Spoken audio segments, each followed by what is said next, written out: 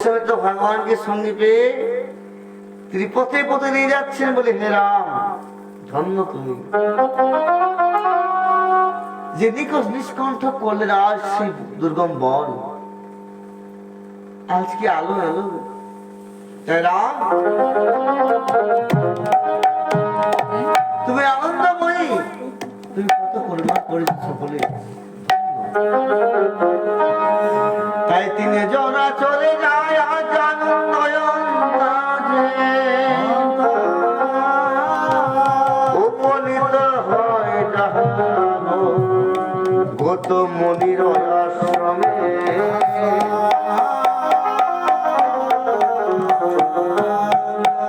গৌতম মুনির আশ্রমে উপস্থিত হয়েছেন তাই রামচন্দ্র তাই পথে পথে যাচ্ছেন যে না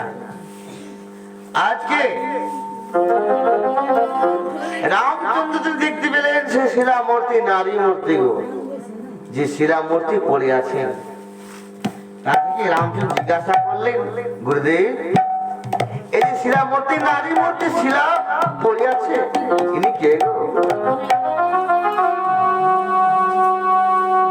বিশ্বামিত্র মুনি বলে হে রাম তুমি জানো না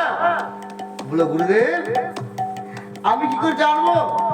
এই শিলামূর্তি কে গো